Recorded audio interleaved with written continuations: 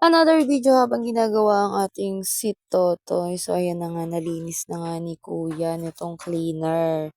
At kitang-kita naman na malinis na kasi kanina sobrang itim niya. Sabi nga ni Kuya, para daw siya nagbaak ng makina, hindi naman. So, ganun kadumi yung ating motor, and then nilagyan niya na ng grasa. So, kasi nga, dahil hindi lagi nabubuksan itong ating shutter, ay di hindi natin nakikita yung loob, labas lang. So, gano'n. Ngayon, habang ikinakabit ni kuya yung pump belt. So, ayan yung umiikot-ikot kung sa kadena, yan naman yung nagpapagana diyan. Hindi kadena yung tawag diyan, oo nga, pump belt. Pero, umiikot-ikot pa rin. Di parang kadena nga, di ba? O, ayan, nagpatulong pa nga siya sa aking mister kasi nga hindi daw maipasok. O, ayan. And then yan, habang kinakabit nila, biglang, napansin ni kuya dyan na, parang may sira yung pump belt namin. So, ayun, kaya talagang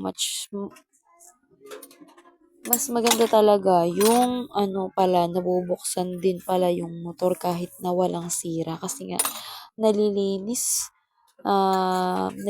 tas nakikita, ayan, nakita niyo yung pump belt. So, at saka kasi yung niyan parang mapuputol na siya. So, ganun kasi medyo matagal na rin naman yun. Si Kuya Darrell pa nga nagpalit niyan. Kaso nga lang kasi kay Kuya Darrell kami talaga nagpapagawa ng aming si Totoy. Kasi nga magaling sa motor yun si Kuya Darrell. Siya yung nagkukuting-ting ng mga kung ano-ano.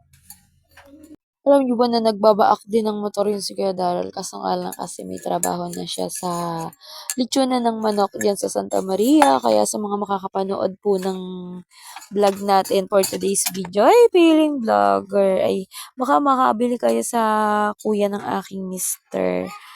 And then, malapit lang po yun sa Budong. Yan. So, another gastos. Bili na naman tayo ng pump belt. So, ito ay nagkakahalaga ng 400 plus. Opo. So, ayan. Pagkarating ng pump belt ay ikinabit na kaagad ni kuya. Buti na lang at may dumating na na trabahador si Cabe Turbo. Ay di ayan, medyo nakaaru-arusa kasi nga nag-iisa lang siya, dalawang motor yung ginagawa niya. So, palit-palitan lang kung halimbawa pagkatapos dito sa isa, maya-maya dito naman sa isa. Kasi ang naging problema ng isang motor dyan na Rusi ay yung piston ay inamag na sa sobrang tagal na naka-stack. Ewan ko lang kung napaandar din nila yun. Kasi umalis na rin kami niyan. So, ayan, mabilis lang siyang kalasin. Sabi ko nga sa mister ko, pag-aralan na niya para kahit papaano naman, kahit sariling motor lang niya is nagagawa niya, 'di ba? Sabi ko mag-invest kami ng mga materyales. So, ayan, ganun lang kadali, ikabit. Tsaka alam niyo, natuwa ko yan. Yan, yung gamit ni kuya na yan. Napakagaling niyan. Alam niyo kung bakit? Hindi ka na magpihit-pihit pa ng mga tornilyo. Automatic na siya. Pipindutin mo lang. Oh, ang bilis, mga idol. Mabilis lang siyang gawin. So, ayan, nagpapasalamat po ulit ako sa Viterbo Motor Shop kasi talagang magaling sila makisama sa customer, hindi suplado. Alam niyo, yung parang koyot na hindi hinugasan. Ang sama ko talaga. Kasi talaga, naku, may mga ganun tao talaga nakakairita.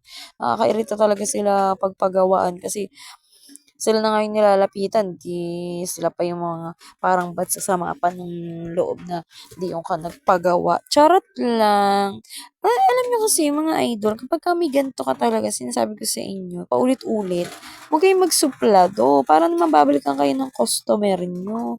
Ay, naku, tingnan niyo mga ka-idol, o ganyan kadumi yung ating motor sa loob. Kasi nga, hindi nga siya na lilinisan ni mister kasi nga hindi naman talaga siya marunong. So, ang bilis lang talaga nito ikinabit mga idol. Kaya sa mga gusto magpagawa diyan, rereto ko na sa inyo si Cavitar Water Shop kasi quality, mabait, hindi mukhang paulit-ulit na lang eh, 'no. So, kahit na magbayad ka na medyo pricey talaga namang yung quality kasi ng gawa talaga yung ating hinahanap. Magkano na kaagad ang ating nagastos? Ito ang palinis na ito ay 220 tapos ay yung ating pump belt ay, magkano nga yun? Ah, 400 plus. So, yun. Pagkatapos nun ang labor na siningil sa'min diyan ay 350 mga ka-idol. O, 'di ba 350? Mura na yun mga ka-idol, 'di ka na tatagain. Tapos, ayan, kinabit na ni kuya. At sa wakas ay naayos na ang aming si Totoy. Sana ay wala ng kalansing.